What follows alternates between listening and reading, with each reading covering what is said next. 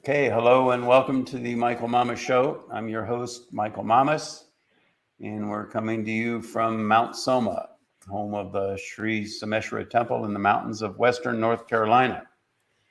Uh, Today, we've been talking about the state of the world and economy and border and blah, blah, blah. And I really feel, and I kind of alluded to this in the last podcast too, I think, but I'm really feeling like the corner is being turned. I feel like a lot of the difficulties that occurred, when the phase transition bubbles up, like I've talked about, uh, they're pretty much taken care of. And I think now we're going to start moving in a more positive direction. That doesn't mean that all of a sudden everybody's going to be, hunky dory in that, but I think there's enough in the foundation there that we're okay. Uh, who knows what's going to happen in the next few months, but I think long term we're in good enough shape now that we can really, instead of looking back or looking at the things that are happening, we can start to look to the future. And so what I want to talk about today is the nature of the foundation of the coming golden age. And I'll be honest with you, I've talked about this a number of times. Scott, you've heard me talk about the structure of the Veda and all like that. Yeah.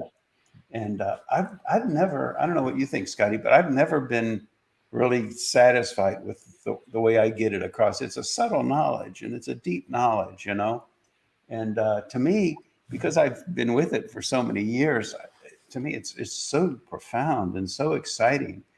And so what I'm hoping in this podcast is that I can convey it to people. And what I want to convey to you is the big picture. You can memorize, 1,000 names of Vishnu, or you can memorize this or that, and that's all great. Don't get me wrong. You could speak Sanskrit and wonderful, but so much of what I see is that the context just isn't there. And so what I want to try to do today is give you the context. And to say it succinctly, and this is a little bit of a review for those of you who heard my podcast, but the underlying basis of all existence is one thing, and it's consciousness. Now, if you're religiously oriented or spiritually oriented, you might say, well, that's God's consciousness. That's fine. But for those of you that aren't into that, that's fine too, because the stuff that the universe is made of, that's the stuff, the fabric, kind of like you can model anything out of clay. Well, the fundamental substance being clay. With respect to this universe, the fundamental substance is consciousness. Like Swami Muktananda said, this is all just a play of consciousness. PhD in physics, not all of them, but a lot of them that are into this field, they say the more they study the unified field, the underlyingness of existence, the more they realize it's consciousness. So now we're going to talk about that. See, there's an underlying substrate, a fabric, if you will, a foundation that's rich in complexity and harmony and intelligence. And that all comes from just consciousness interacting with itself. Consciousness becomes conscious of itself. Two things are born. Consciousness becomes where those two things, a third thing is born. And that cascades out to infinity. Consciousness becoming aware of two, then three, then four, all the way out to infinity. And that structure, that fabric, that foundation is the foundation of all existence. And we call that the Veda. And just to study the nature of the structure. Is that good so far, Scotty? Does that all make sense? Yeah. And I was thinking too about what you were saying a little bit earlier about you kind of like, am I getting this across right? But I just remember over time, understanding more and more. It's like you were talking about washing the cloth or whatever. It's like I'd hear it again, and then just start understanding it more and more. That's a good point. That's a good point. As It's I started something, to it's something that you just have to be with over time. and work with over time. And we're talking about something very profound and very deep knowledge here, you know. So at any rate, what I wanted to do is first take a look at the structure of that, the nature of that structure itself. And the main part of that, the foundation, we could say, of that structure is called Rig Veda. And Rig Veda, see, when all this self-interaction occurs, it creates a sound. And that sound, the sound of Rig Veda, and where did that come from? That came from cognitions of rishis. Rishis being people whose physiologies were so pure that they could tap into that deepest level of existence, and it wells up and out through their vocal cords and all their senses, you see. So Rig Veda is that basic fundamental structure, okay? It's kind of like the foundation. But now the Veda, the way it's structured, it has, it contains like 4 different Vedas, kind of all superimposed. And the next one is called Yajur Veda. Yajur Veda is kind of like,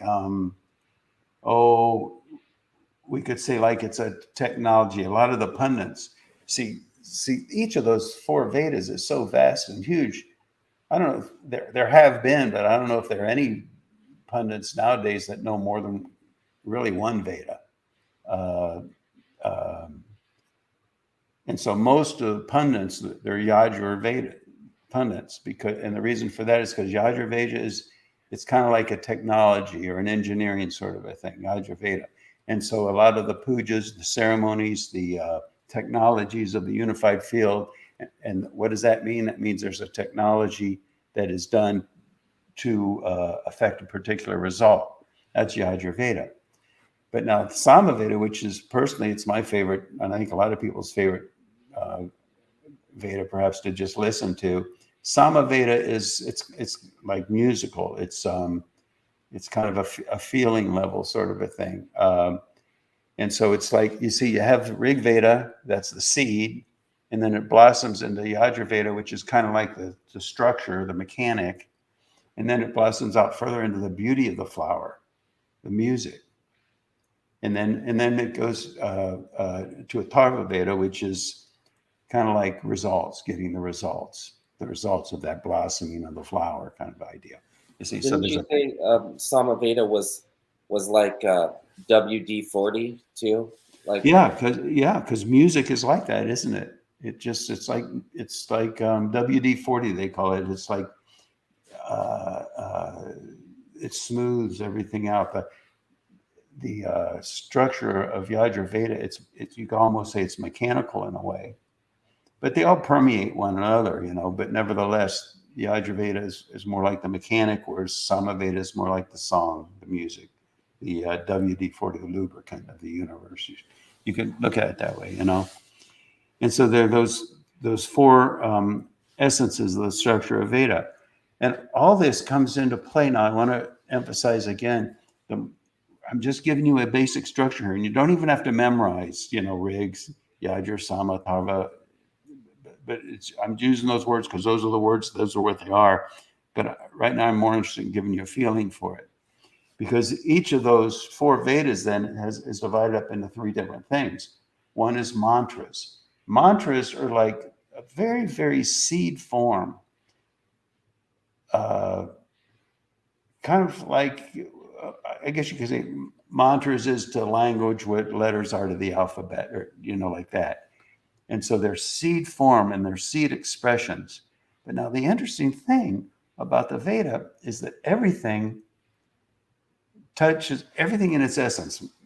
Me and my essence, this microphone in its essence, you and your essence, everything in its essence is that one thing, the unified field. Oneness, you see. And so with mantras, so the mantras touch into that oneness value and then well up a particular quality of it. But nevertheless, they're one with everything, and they're lively. And so for that reason, you know, you could say pure knowledge of any one mantra contains the knowledge of everything in the universe, you know, but it's just like a different angle of approach into that, you see. But then the mantras kind of come together in different ways to create what's called the brahmanas. There's more like a structure. And then from there it goes into the Uranikas. And again, we have a manifestation process here, even though this is all still in the absolute. There's no physical manifestation. And what do we mean by that? Relativity versus the absolute. Relativity means just that. It means that there's a relative, there's a perspective, there's a identity, you could say, with the notion of other. Whereas, and that identity kind of tweaks the works a little bit. You might say it throws some distortion in it, if you will. Whereas within the absolute, within the Veda, there's that self-interacting dynamic, but it's super fluid, and there's no compromise of the perfection of the whole thing. Okay, and so it's not relative; it's absolute in that sense. So then you have the mantras, the brahmanas, and then the Uranikas. The Uranikas include the Upanishads, and that has the process of going from the seed mantra to the brahmanas, and then out to the we could say the result, which is the Upanishads and the Uranikas. The Upanishads, this is very interesting. The Upanishads and the Uranikas are also sometimes called knowledge of the forest. Now,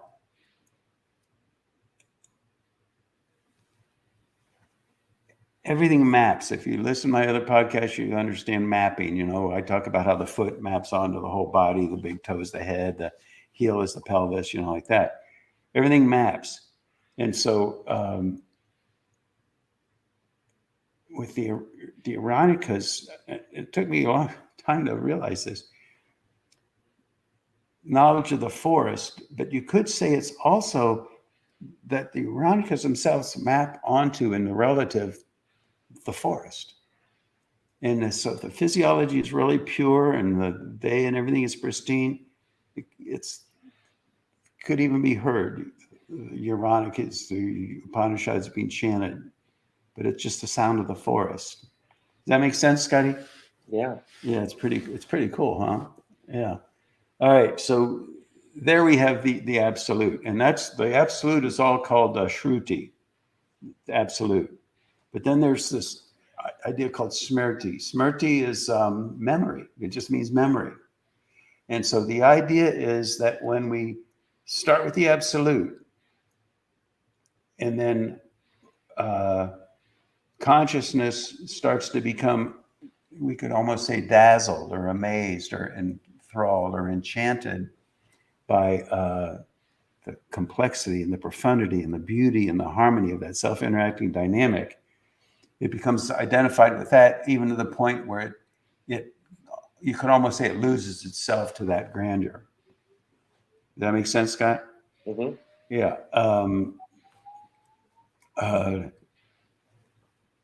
And so therefore we end up with relative, huh? Because now it's about I and thou more than it's about the oneness. And so that enters into the field of relativity. But nevertheless, what provides, and this is an important point, what provides the inherent underlying structure, the integrity, the health, you could say, of a physiology, the sustenance of the universe, the maintenance of the universe. It's that memory. It's the memory of that underlying structure, which is perfect. It's perfection. Okay. And so now we have the absolute, we have the relative. The absolute is called apurusheya. Apurusheya means it's not man-made, it's eternal. And then purusheya, they say man-made, really is even more than just man-made. It's manifestation made. It's, identity from the perspective of sense of self, I versus thou kind of a thing. And so now we have Purusheya, which they say classically man-made, and then Apurusheya, the absolute, and then you have Shruti connecting them. I'm sorry, Smriti connecting them. Shruti is the absolute. Smriti is memory. And so now here's the thing.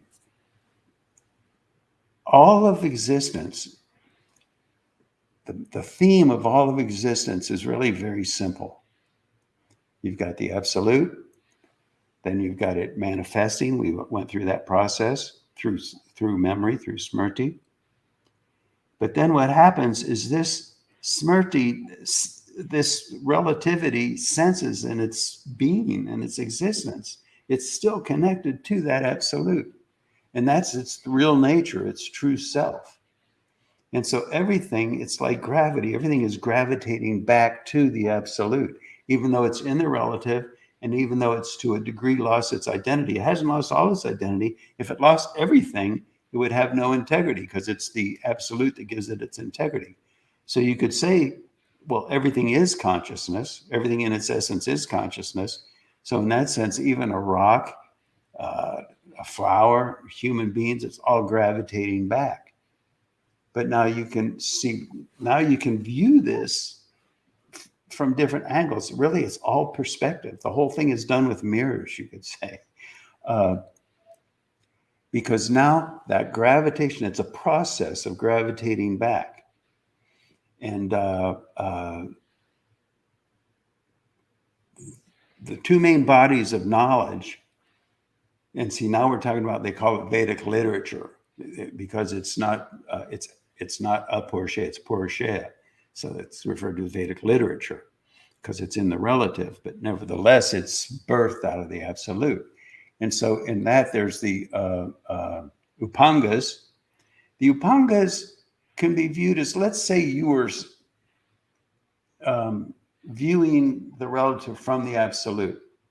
It might help to say it as if, God is viewing relativity, and viewing the process of things and what they go through to evolve back to the absolute. There's a process there. And that study of the unfoldment, the sequential unfoldment of that is called the Upongos, and it has different categories, as it goes through the process. And it's really, even that study is just beautiful to look at that structure. But anyway, maybe we'll get to that in a later podcast. But now it's interesting that the Upongos culminate in what? Vedanta. Vedanta is that place where you see beyond the illusion of relativity. It's full awareness of your own true nature. All of this is just oneness. This is all lightly etched on the face of what underlies it, which is being, isness, pure consciousness.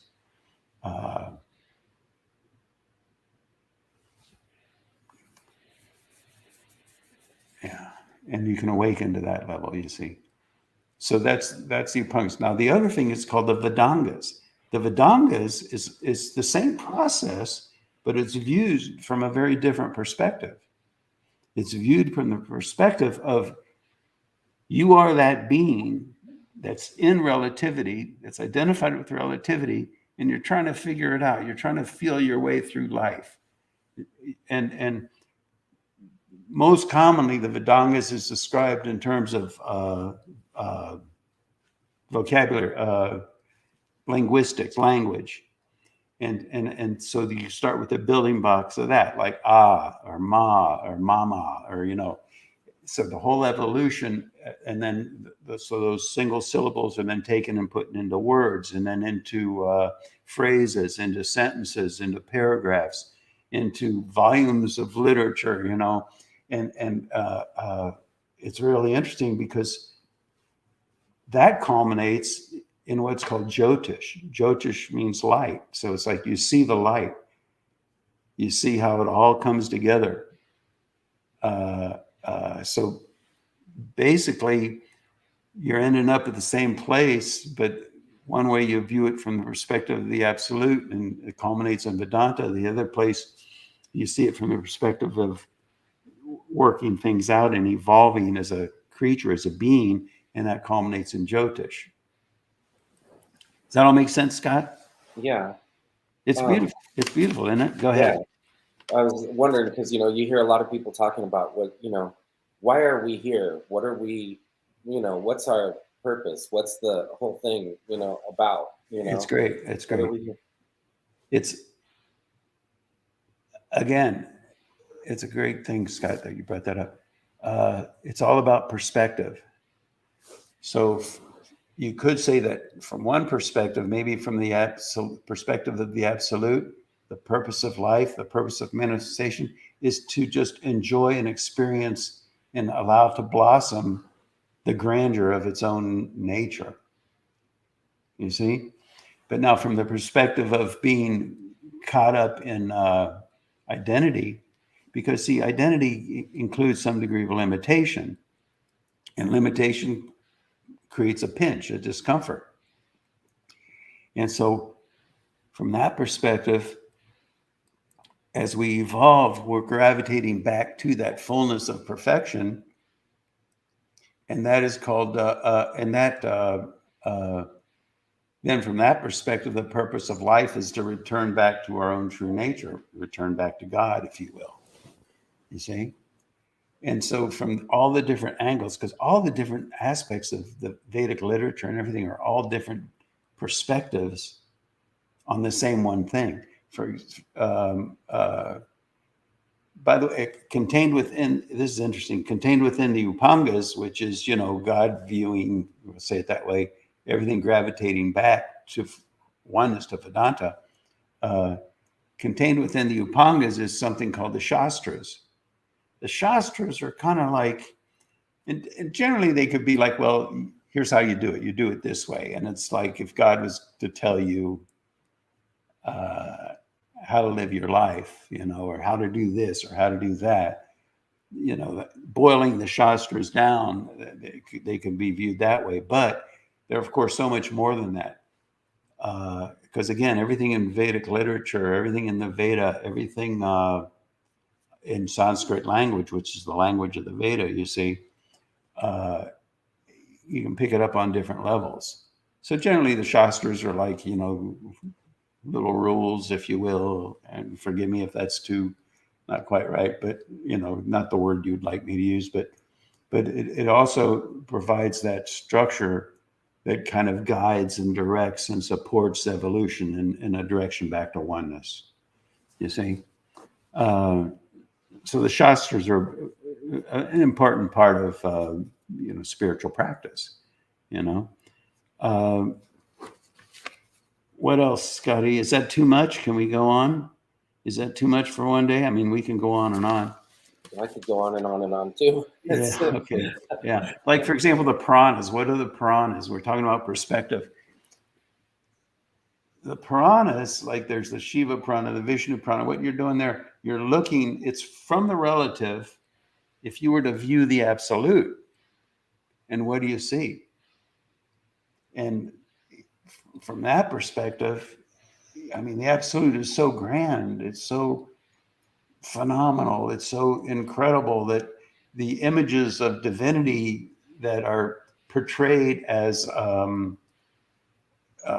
stories, if you will, about the gods or what have you, are just mind-blowing, but they're all, again, depicting not just the story.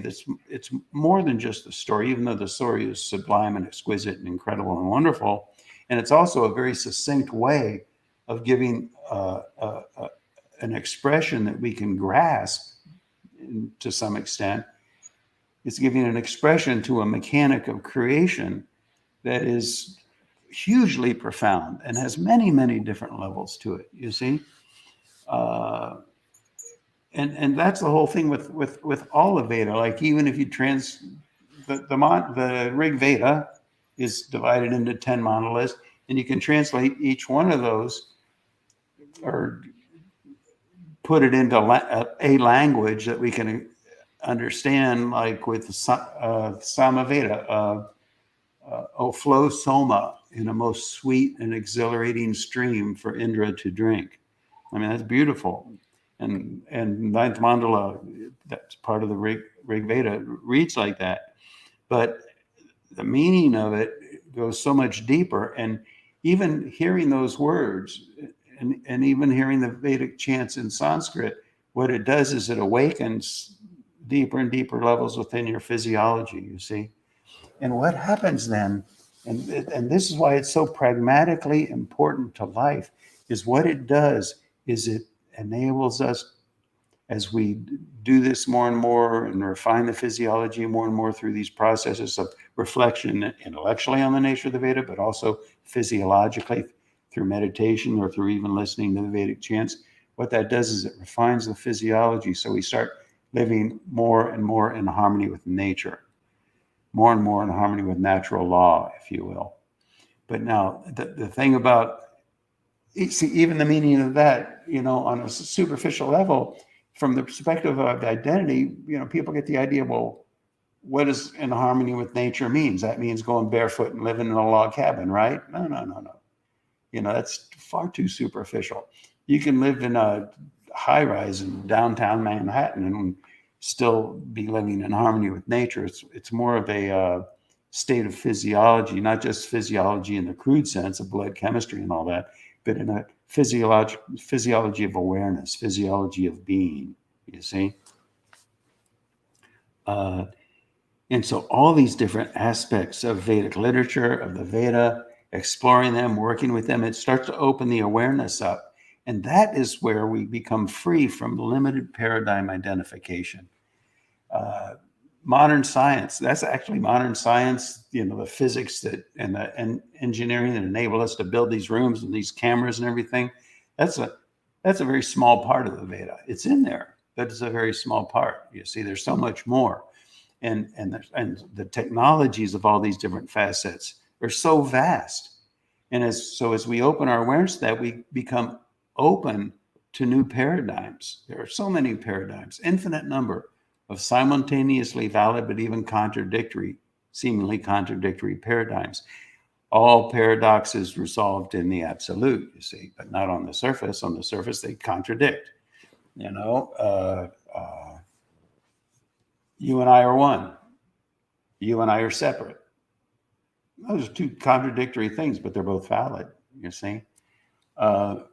So like that, this will be the technology of the golden age, because it will open our awareness to all these different paradigms, how they built the ancient pyramids, how they did the incredible things that they did. And you can read about them in Vedic literature if you want.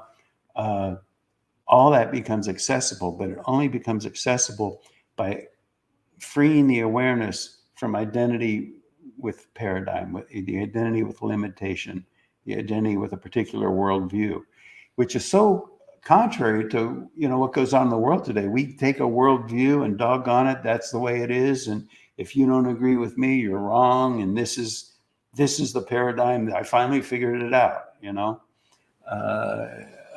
but as we become more superfluid in our awareness, we go beyond that. So the right paradigm is the paradigm that best serves the moment.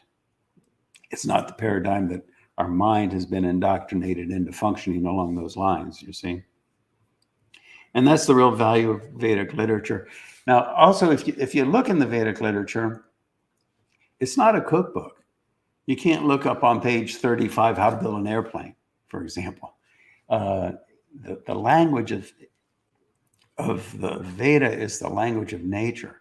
It's a sublime and subtle thing, not easily accessible if you're reading it and viewing it from the perspective of your own identity, your own paradigm identity, you see?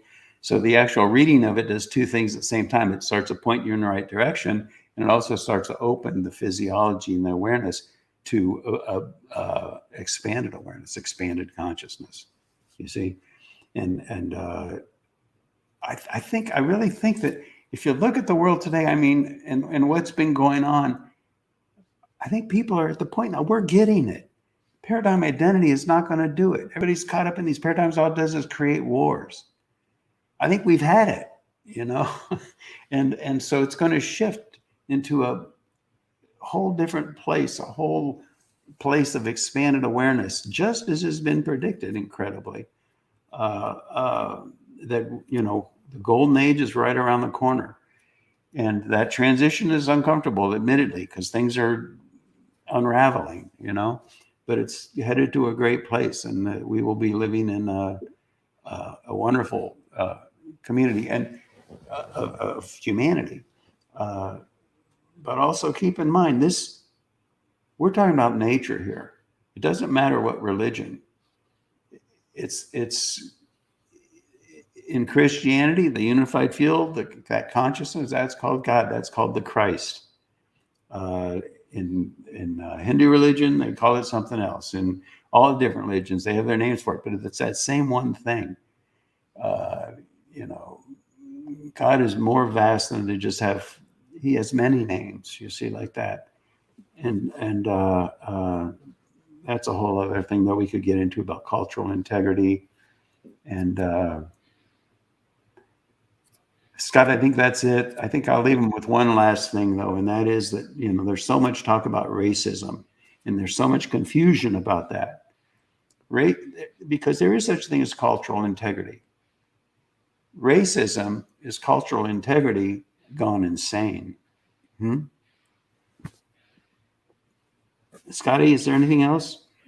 One other thing I was wondering is, you know, we're talking about, you know, the Veda, and it's kind of like sometimes you hear about like Jesus is the answer, and so Jesus is the answer. Jesus is the Christ. There's only one Christ. Right. There's only one unified field. Yep. Right, but what I'm saying is that, you know, so then that means none of the Asians that never heard of Jesus didn't go to heaven, kind of thing. Yeah, But that great point. Great point, Scott. It's really what good. I'm talking about, like with the Veda and all that, for how do you translate it for people that, you know, there's so many people that never heard the Veda. So how do we start to work with people, or what's the mechanic of getting people that are not privy to that or whatever? It's just through lectures, and you kind of get what I'm getting at. I think it's to get an understanding, and hopefully we did that in this podcast to some extent. There's an understanding of the nature of existence, and we all share that existence. Yeah. And it doesn't dictate one religion over another. Right. It gives an understanding of the nature of what it is we're dealing with. And even if you never even heard of God or heard of Christ or heard of any name of God, everybody, even atheists, you feel something deep inside that's precious. You value it, you know, life itself. And that then is a relationship that we all have with what we're choosing to refer to as God or the unified field, that something deep inside our being that different people assign different words to. Some call it divine. Other people don't like the word divine. Some call it God. Some people say, well, I'm an atheist, so I don't believe in God. Yeah. But nevertheless, whatever you call it, it's there, it's real, and we all treasure it, you know? Is that responsive, Scotty? Do you want to say more about that? Yeah. And so what we're talking about here and what the golden age is going to bring with it is a deeper understanding of spirituality, a deeper appreciation of the nature of religion, and also the separating the wheat from the chaff. If there's superstition that's crept into a particular religion or a superficial echo,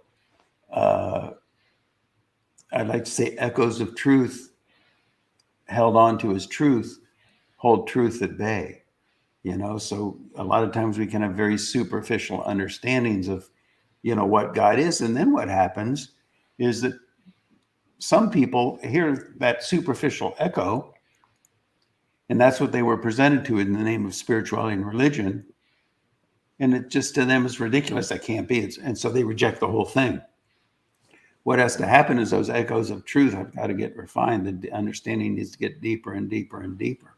And that is a sticky wicket, because even people on the spiritual path, you know, that you long for God and you're praying and you're meditating and you're doing all this stuff, and it takes time to refine the physiology, purify physiology. It takes time. And so it's not uncommon. And I warn people about this, and they're still tempted to grab at some echo. And I call that astral echo. And so they cling to, and all of a sudden they're talking to God, or they're, you know, the things that you see them doing is, I mean, they're just ridiculous. And, but people get desperate, and especially if there's a quick out, you know, there's a temptation to take it, you know. So steady hand on the rudder, and don't sell yourself short. Don't become identified with an astral echo of truth. The astral realm is a vast and desertous wasteland. And so we want to move forward, deeper, deeper. And I think that's where we're coming with this golden age just around the corner. Anything else, Scott? No, I think that's it. Yeah, those are good points you brought up. I appreciate that, Scotty. All right, everybody, that's it for today. And give me some feedback. If people are interested in hearing this, I could talk about all this I do, you know. Well, Go does ahead. that's one thing is that, people watching this, I mean, does it help speed their process of Just hearing it. finding, That's right. that's one of the That's right. things that Yeah, maybe as long as you're open to it, you don't there's some take it. incentive to watch. Yeah, that's right. You don't take it and it's like, okay, I get it. So that's another paradigm, and I'm going to stick it in a shoebox, and put it in the back of my closet. You know, it's stuff that you work with and you explore. And then, yes, Scotty, even this talk is very, very evolutionary, really.